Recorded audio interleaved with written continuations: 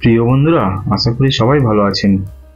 আপনাদের সবাইকে স্বাগত জানাই আমার চ্যানেল অ্যান্টিকম টেকতে।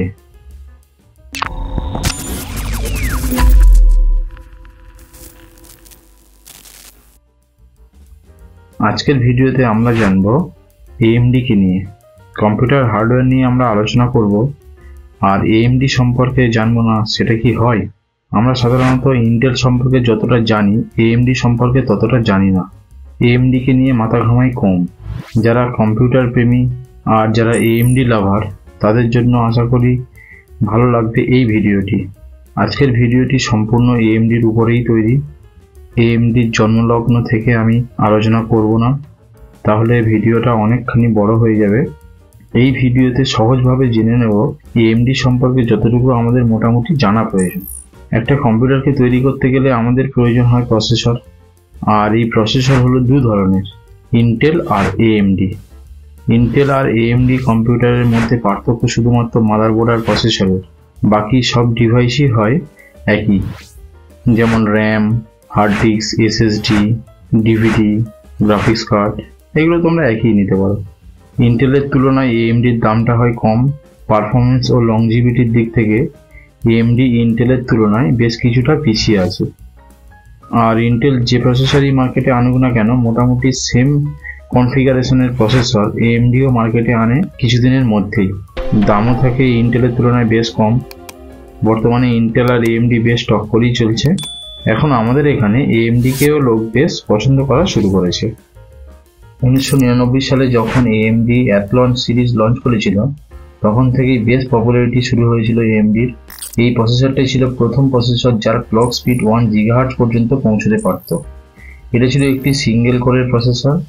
পরবর্তীতে 2003-এ এই অ্যাথলনকেই আরও আপগ্রেড করে অ্যাথলন 64 নামে প্রসেসর বের করলো, যার ক্লক স্পিড ছিল 1 GHz থেকে 3.2 GHz। এটা ছিল 64 বিট সিঙ্গেল কোর আর ডুয়েল কোরের প্রসেসর। AMD 2004-এ বের করলো স্যামটন প্রসেসর। এর ক্লক স্পিড ছিল 1 GHz থেকে 2.9 GHz। এটা 32 বিট ও 64 বিটের, যেটা ছিল 1, 2 এবং 4 কোরের প্রসেসর। AMD Phenom এটা লঞ্চ করেছিল 2007-এ, যার ক্লক স্পিড ছিল 1.8 GHz থেকে 2.6 GHz পর্যন্ত। এটা 64 বিট 3 এবং 4 কোরের প্রসেসর।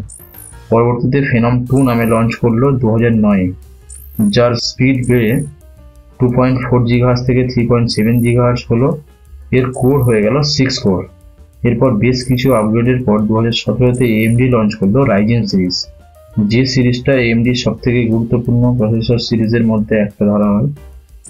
বর্তমানে এই Ryzen সিরিজ সবথেকে বেশি পপুলারিটি পেয়েছে AMDর প্রসেসর হিসেবে। Ryzen 3 নামে প্রসেসর আসলো। এর ক্লক স্পিড ছিল 3.1 GHz থেকে 3.7 GHz। এটি 64 বিট 2 কোরের প্রসেসর আর 4 কোরের প্রসেসর ছিল। এরপর আসলো Ryzen 5। এর ক্লক স্পিড ছিল 3.1 GHz থেকে 3.8 GHz। কোর ছিল 4 আর 6 কোরের। তারপর আসলো Ryzen 7। ক্লক স্পিড ছিল 2.8 GHz থেকে 3.9 GHz। এটা 8 কোরের ছিল।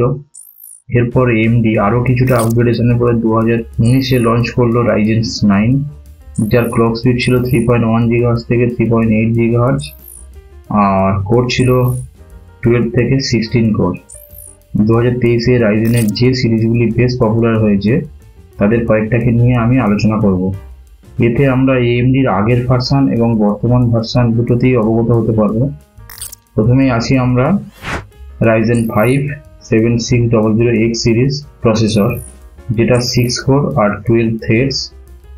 এই প্রসেসরের বেস ফ্রিকোয়েন্সি হলো 4.7 GHz আর বুস্ট ফ্রিকোয়েন্সি হলো 5.3 GHz। তারপর Ryzen-এর যে পপুলার প্রসেসরটা রয়েছে সেটা হলো Ryzen 7 7700X। এর কোর হলো 8 আর থ্রেডস হলো 16। এর বেস ফ্রিকোয়েন্সি হলো 4.5 GHz আর বুস্ট ফ্রিকোয়েন্সি হলো 5.4 GHz।